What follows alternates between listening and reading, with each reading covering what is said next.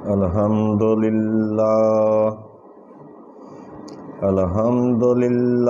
رب العالمین، العاقبۃ للمتقین والصلاۃ والسلام علی رسولہ الکریم۔ معزز ناظرین، السلام علیکم۔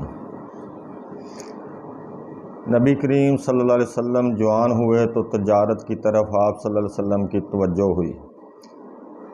آپ کے چاچا حضرت ابو طالب نے بھی آپ کے لیے اسی شغل کو پسند کیا۔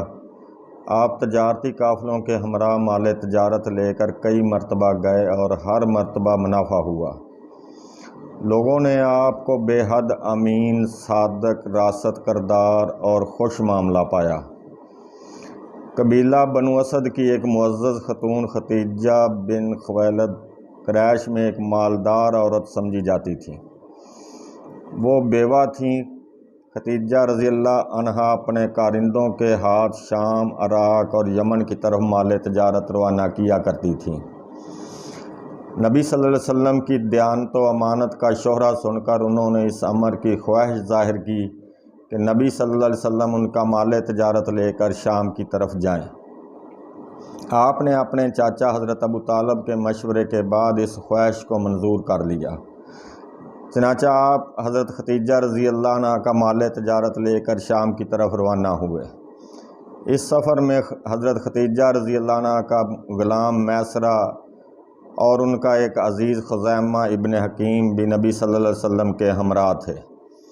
یہ تجارتی قافلہ ملک شام میں داخل ہو کر ایک سرائے کے قریب ٹھہرا۔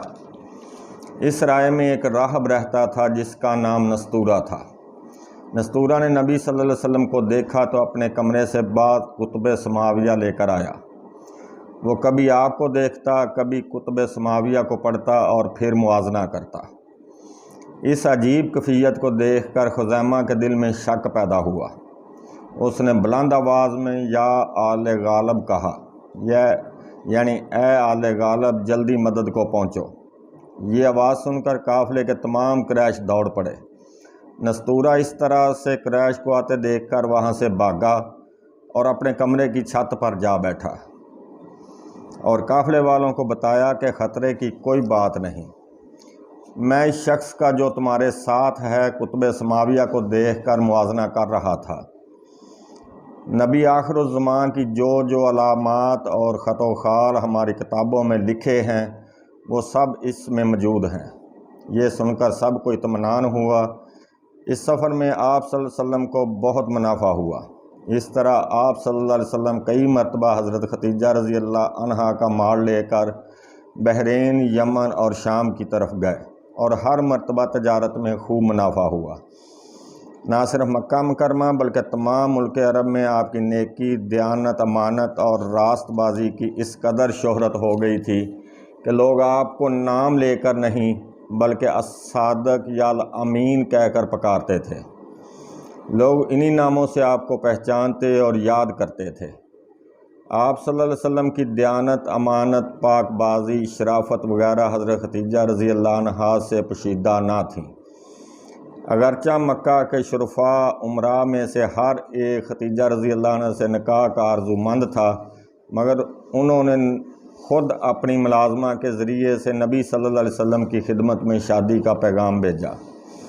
آپ کے چاچا حضرت ابو طالب نے بھی اس رشتے کو منظور کر لیا۔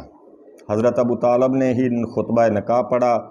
نکاح کے وقت آپ صلی اللہ علیہ وسلم کی عمر 25 سال اور حضرت ختیجہ رضی اللہ عنہا کی عمر 40 سال تھی۔ وَمَا عَلَيْنَا إِلَّا الْبَلَاغُ۔